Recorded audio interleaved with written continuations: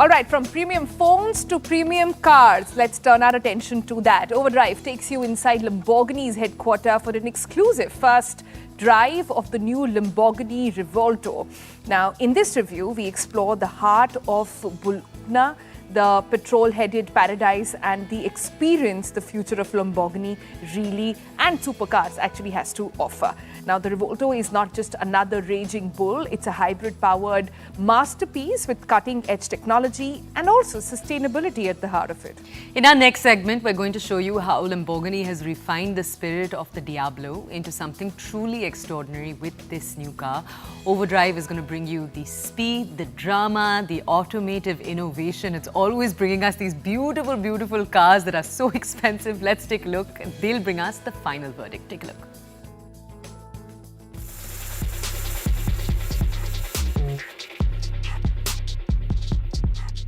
They say don't meet your heroes, but if you believe that, you're probably idolizing the wrong heroes.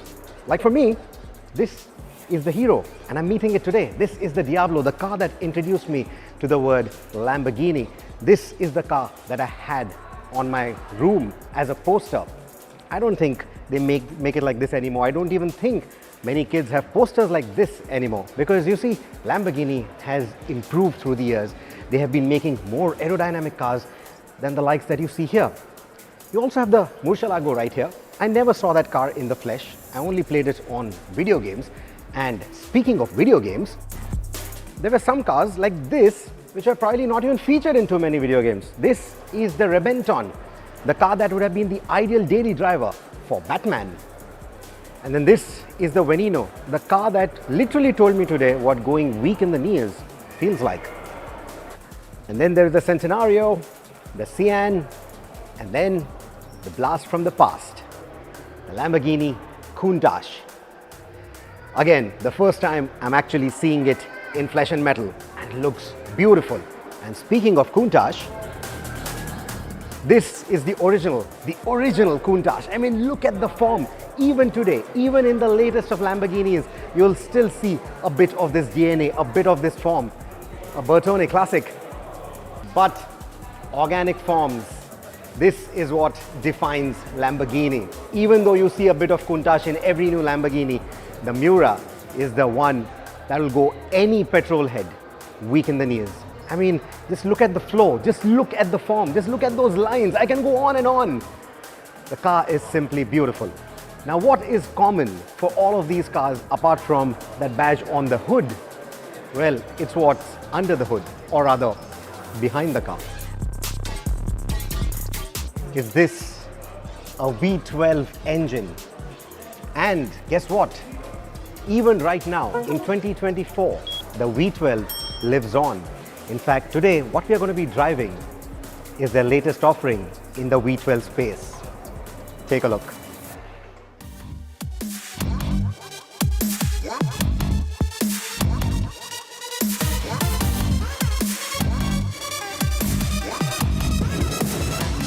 It not only lives on, it's a new generation of it. Ah, listen to that. Just listen to that. You know, I was worried with the green nannies controlling everything that's coming out of those pipes these days. You know, CO2 emissions, soundtrack, emotions, crackles and pops. I thought it's going to go missing. But I'm happy to report, even in 2024, this car sounds brilliant. You know, Lamborghini is doing a favor to the onlookers. They haven't bothered putting a cover on top of that engine, so the onlookers can ogle at the magnificence of that V12. And then, on the move, the onlookers can not only hear the amazing exhaust note, they can also hear all the mechanical symphony. It was something that was only saved for the driver, for the occupants of the car in the previous iterations. Here, even the entire world can listen, not just the engine, but also all the mechanical sounds that are associated with it. In fact, the car actually sounds much louder on the outside than on the inside. I don't know what do you think about that, but essentially, it's just spreading happiness wherever it's going. That's the way I look at it. Honestly, it will not even wake up the neighborhood all the time, because more often than not, the Revuelto starts off in a pure EV mode. No, don't rewind.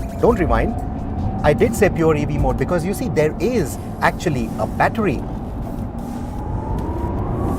And then once you're out of the town, or if you want to wake your neighbors and the neighborhood anyway, oh, you can do that too.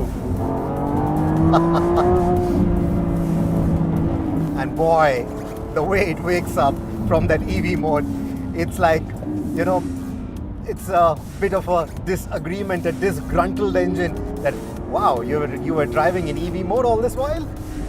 Let me remind you what petrol feels like, and it wakes up with that growl. Oh, that feeling. Oh my God, that feeling is something that you need to experience from inside the cabin, preferably from behind the wheel.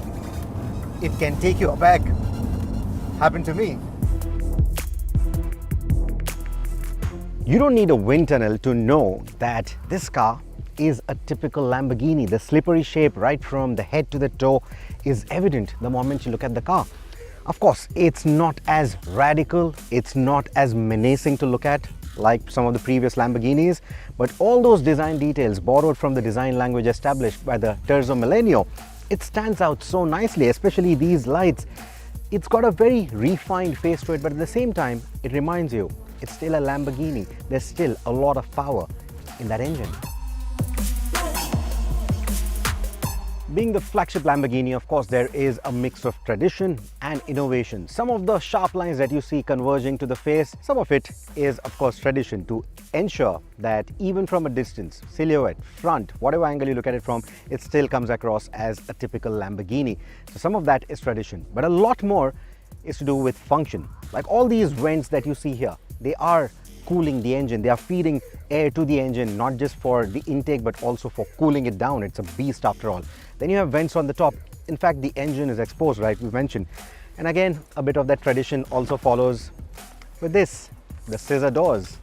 Like I've said before, if it ain't got scissor doors, it's not the right Lamborghini.